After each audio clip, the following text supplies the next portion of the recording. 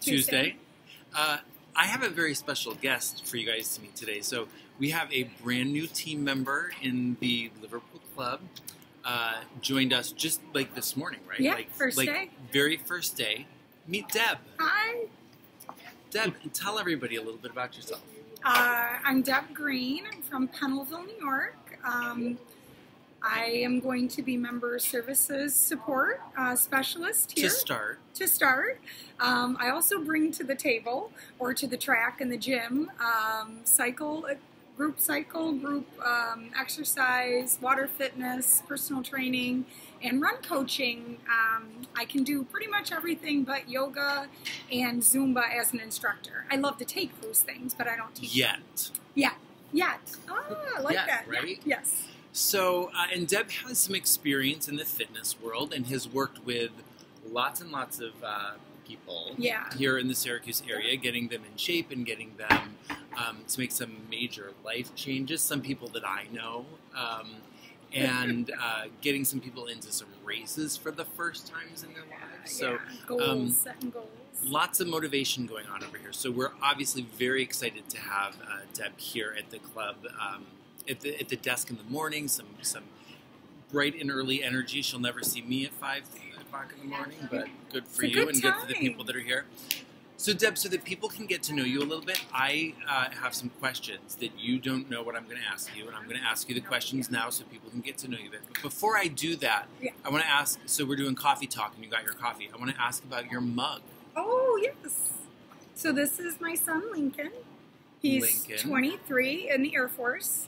Air Force, excellent. And he's our oldest. Where's he stationed? He's stationed at Fort Meade, Maryland right now. Okay. Which is our time zone. He was in Alaska for the last 3 years. So my brother just retired from the Air Force, and he was in North Dakota. Oh, yeah, that's near Mount Rushmore, but in the middle of nowhere. Yeah. Wrong time zone, wrong everything. And then he, a couple years ago, was moved to New Jersey. It makes a big difference. Like the time zone thing makes a big difference because you can call, you can FaceTime, you don't have to add it up in your head. Because we know how I am with math. Yeah. So excellent. So Lincoln. Yeah, that's my Lincoln. And and here's our Trinity. I think I might have and there's our Trinity. She's a senior in high school now. This is an older mug. And is that color guard? Yeah, she's in color guard, marching band, winter guard, dance. She's a bright girl, a beautiful girl, and just the most generous, giving spirit you'll ever meet. I just love my Trinity. Awesome. And Trinity had an audition this past weekend, didn't she? She did, yesterday at Brockport University. Brockport, excellent. Yes. Excellent. How did it go? Yeah. She felt great. We weren't allowed in there. Like the parents could sit in this waiting room, and I don't sit well. And I get, dance mom nerves. So I went out and ran 13.2 miles while she was auditioning. Of course she did. Around Brockport, got lost, used somebody's bathroom in a neighborhood. It was actually a really good time. She literally did I'm nervous because my daughter has an audition today, half marathon, all by herself. Yeah. That's amazing. Yeah. So, any other fun stuff on there you want to share? My husband. My husband Ken. We've been married 25 years. 25. Yep. You were married when you were 3? Yeah, pretty much, yeah. 20, which is kind of young. But anyway, and my husband Ken is Army reservist. He comes back in 2 more days after being gone a month, so I'm very excited about that. And I just love him, and he's excited about joining Elevate and getting to work out at 5 a.m. And I'm getting excited about checking him out while he's working out at 5 a.m. Awesome. Well, thank you. I know you weren't prepared to talk about your family, but I made you do it anyway. Yeah, so it's all good. I have some more questions for you. Are you ready for them? I am. Okay. So one of them is, it's a nice segue actually. So you're a mom. You run, you work, you do all these things. How do you manage to get it all done when you're clearly, devoted to your family and family first? How do you manage to squeeze all that you time in? Well, the thing is we all get 24 hours a day. Nobody gets more, nobody really gets less. It's what you choose to do with those 24 hours. We get the same hours Beyonce gets. Yes, that's right. So you have to prioritize. For me, I always look at my week in advance and I prioritize everything. And on my days when I know it's going to be crazy to get my run in or get my workout in, I'll choose that as my rest day. And I won't let anything deter that.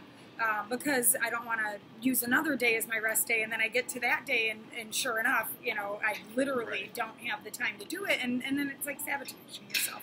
One of my favorite phrases is, failing to plan is planning to fail. Planning to fail, and it's so true. Like you literally, because I do a few things. I'm on the board of ed. I teach a color guard. I volunteer with Team Red, White, and Blue. I mean, there are a lot of things to squeeze into every day. Sure. So that's it. Prioritize.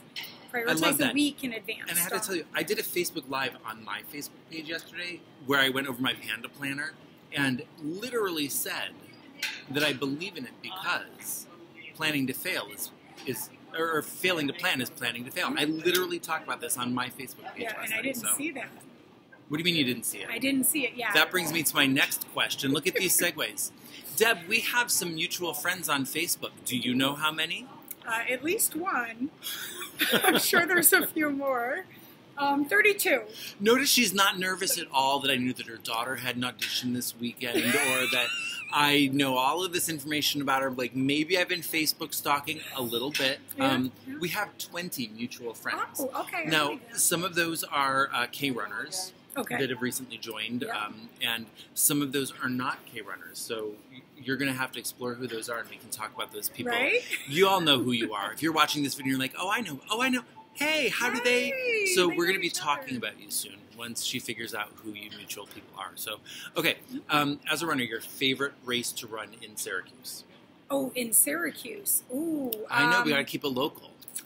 Oh, gosh. Well, I love Mountain Goat. Mountain Goat's thrilling, exciting. It made me cry a lot, but yeah. Yeah, well, I mean, I think it sums up life. You have just as many uphills as you have downhills.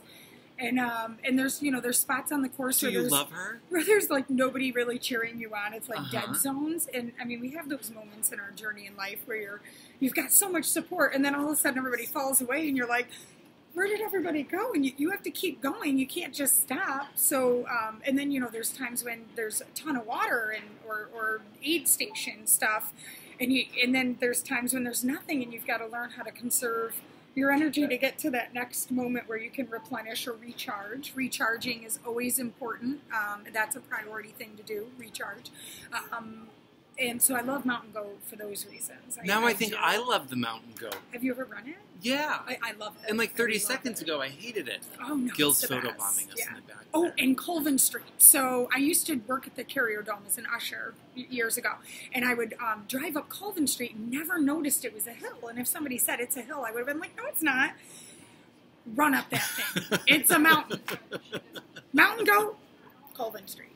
Same thing. Love it. Yeah. Okay, so we did the favorite race in Syracuse. So, what? Not least favorite race, but what's your least favorite course to run? It was the Montezuma half marathon that's a little bit west of here toward Rochester. It's like halfway. I don't know if that counts as a Sure, absolutely, right? Yeah. Yeah, that was. It's gotten better, but the first year they did it was rough. It was. Did they use like an old GPS to map it out? No. So I knew it was in the Montezuma Wildlife Refuge. So yes, mosquitoes, July. You prepare for those things. You put bug spray on. You know it's going to be terrain. But it had rained heavily the night before, Ooh. so there were big mosquito cesspools throughout the whole thing. We started late because it was hard to get the transportation. You had to park somewhere and then get bussed into the start, and the buses didn't, I guess there weren't as many as there were supposed to be. It's gotten much better over the years, but that first year, so we started about an hour late. And I had checked the temperature estimate, and I thought, oh, it'll be in the 70s. I won't need my own hydration system. I'll just use the aid stations out on the course. So sure enough, we started an hour, which was a 10-degree difference. Okay, so I'm out running, and it was my first race with the American flag. I run with the American flag, and it was my first time running a long-distance half marathon with the flag. And so, I'm running along, and there's the people from the Audubon Society. God bless them. They were the aid station people, but they'd never really worked with a race before, so they were pouring individual cups as you came up for the water. So. Made to order. Yeah, it was about a 5-minute wait to get the water. So most people were skipping the water stops in the beginning because you didn't want to spend, time's still ticking. Yeah. So about halfway through, they run out of water. and it's a trail, so they're trying to truck the water in these vans while people are running on the course. No. Yep. And so now I'm dehydrated, hot, and I go to walk for a little bit. Well, you can't walk when those mosquitoes are out there because they swarmed on you. So it was like having somebody there with you. Like, no, keep running. You had to keep running because the mosquitoes were literally sucking you dry. So now you're dehydrated, you're low blood, and it was just... Well, we appreciate your sacrifice because it's you guys doing that first one that allowed them to learn and make that event an amazing it's a great event thereafter. But yeah, that was my least favorite race ever. And then the 1812, I was struck by dysentery, but that's another story for another day. Oh, wow. And maybe for another channel. I don't know if you want to talk about that. That one might be a little sensitive for people's stomachs. Okay. So I saved the most important question for last. Are you ready? So we've established the fact that I've been Facebook stalking you a little bit. A little bit. Mm-hmm. So do you know what I'm about to ask you? I don't, actually. Okay. It's a very serious question. Okay. In your Facebook cover photo, there are 2 puppies. Who are they and how do I meet them? Puppies in my Facebook cover photo? There's puppies in the photo? There are 2 adorable puppies. She has no idea that there are puppies in her Facebook cover photo. This is embarrassing. I guess I just go on and post. They're really adorable. I have 2 dogs. Well, I have 1 dog now, and I had a dog before.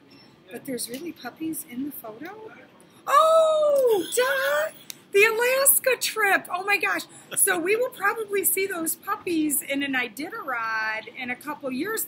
We went to a sled dog. This is embarrassing that I didn't realize that. I was like, oh yeah. So the Iditarod, you can go on an excursion off the cruise ship and see the little puppies and see the training and see how they treat the animals. And it was the coolest thing. And you got to hold the puppies. That's amazing. Yeah. And they're adorable puppies. So. They were so cute. So awesome.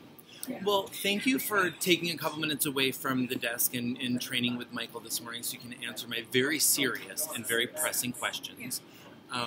I have been looking forward to you getting here since we found out that you were joining the team and started my Facebook stalking and then realized we have these mutual friends who all speak so highly of you. You guys are going to love her. Can't wait for you to meet her. If you have questions, important pressing questions like mine that you need to follow up with, just post them in the comments here and I'll make sure they get to Deb and we'll do a follow-up video someday where she can answer those other questions. In the meantime, come to the Morgan Road location in Liverpool between the hours of 5 and noon, right? Monday through Friday, and get inspired and change your mind about the mountain goat by having Deb put that positive spin on something. And we're so lucky to have you. So thanks and welcome to the team. Thank you. And we'll see you guys around. Come get elevated.